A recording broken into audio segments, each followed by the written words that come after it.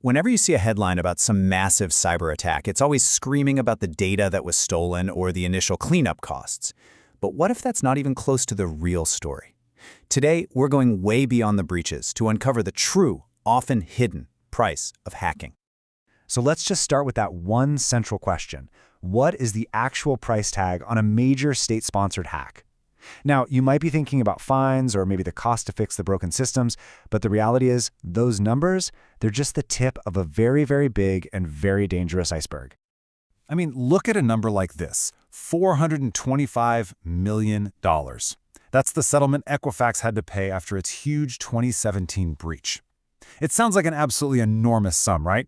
But as we're about to see, it's just one piece of a much larger, way more complicated puzzle. That's because the real cost, the truly damaging cost, is what you can't just count up on a spreadsheet. It's the strategic damage, the long-term vulnerabilities, the sheer price of uncertainty. In this explainer, we're going to pull back the curtain on these massive, hidden costs of cyber espionage, the stuff that's lurking just beneath the surface. And that gets us to this big myth that you hear a lot in geopolitics. The idea that cyber espionage is some kind of cheap, low-risk way for countries to get ahead. Well, our goal today is to completely dismantle that idea by showing you the true, cascading costs that are paid by the organizations and the nations that get targeted. To really do that, we need a whole new way of thinking about this. The source material for this explainer gives us a fantastic framework for understanding the full picture, and it does it by breaking down the costs across the spectrum. So let's dive into that right now. Okay, so it really breaks down into two big categories. On one hand, you've got realized costs. These are the things we read about, the immediate losses you can actually put a number on. That's the visible tip of the iceberg. But then you have potential costs. These are all the forward-looking risks that come from just not knowing. This is the huge hidden part of the iceberg that can actually sink you. So what exactly are these realized costs? Well, think about having to pay for forensic investigators, the massive effort of cleaning up and recovering your systems, getting hit with huge regulatory fines and lawsuits, not to mention the damage to your company's reputation, and of course, a big drop in its stock market value. All of these things are very concrete, and they are very, very painful. Let's take a real-world example. After that infamous SolarWinds hack was discovered, the company said it spent at least $18 million on just the initial cleanup and recovery in the first few months. That is a classic, quantifiable, realized cost. But that $18 million? Oh, that was just the beginning. Take a look at this chart of SolarWinds' stock price. In the 2 years after that hack, the company's value absolutely plummeted by 70%. That loss in market cap was a realized cost measured in the billions, and it completely dwarfed that initial cleanup fee. Okay, so now let's pivot from the costs you can count to the ones you really can't. This quote is from a report on the 2015 hack of the U.S. Office of Personnel Management, the OPM. Hackers stole the incredibly sensitive background check info of over 21 million federal employees. The damage here, it wasn't just financial. It was strategic, generational, and pretty much impossible to put a number on. This is the world of potential costs. And this is where we get to the absolute heart of the problem for anyone who's trying to defend a network. When an intruder gets inside, what are they really there to do? Are they just spying, or are they setting the stage for a future attack? Because the answer to that question changes absolutely everything. See, the real problem is this messy overlap between different kinds of cyber operations. You've got spying, which the experts call CNE, or computer network exploitation. Then you have attacks, called CNA, computer network attack. But right in the middle, you've got this really dangerous gray zone, OP, or operational prepositioning. And that's where all the lines get incredibly blurry.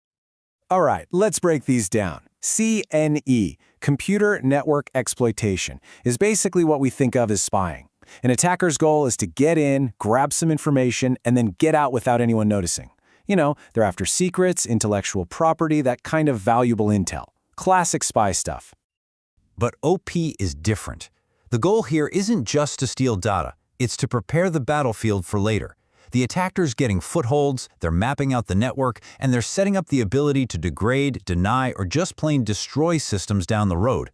It's like they're planting a digital bomb, but they're not detonating it, at least not yet. And this is the absolute kicker. The tools, the techniques, the way they first break in, for both spying and for pre-positioning an attack, are often exactly the same. So if you're a defender looking at this breach, you can't easily tell the difference. This creates what the experts call the dilemma of interpretation. Are you dealing with a spy, or are you dealing with a saboteur?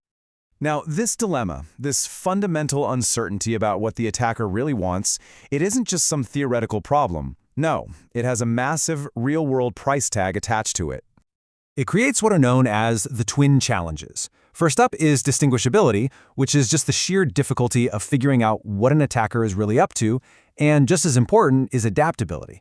The fact that an attacker who got in just to spy can, at any point, change their mind and repurpose that same access to launch an attack later on if, say, geopolitical tensions suddenly get worse. So what's the consequence of all this? It means defenders can't just cross their fingers and assume it's only espionage. Nope, they are forced to prepare for the absolute worst-case scenario. They have to spend enormous amounts of time, money, and resources hardening their systems against a potential future attack that might not ever even happen. And that brings us to the most crucial insight of all. The CNE versus OP dilemma is a measurable cost center itself. The ambiguity, the not knowing, the uncertainty, that is the cost. It's not just about what the hackers stole. It's about all the money and effort you spend defending against what they might do next. So when you put all this together, the realized costs, the potential costs, and this incredible price of uncertainty, it fundamentally changes how we have to think about cybersecurity and national security. The key takeaway here is this. We have to stop just counting up the costs of individual incidents. For policymakers, for business leaders, for insurance companies, the real challenge is to start measuring the strategic cost of this constant, gnawing uncertainty. That is the true tax that cyber espionage puts on all of us. Which leads us with one final, pretty big thought. If a spy that's already in your network can become an attacker at any given moment, if a simple foothold for espionage can be repurposed for total disruption, then what does peace really even look like in the digital age? And what is the price that we are all paying to live in that permanent gray zone?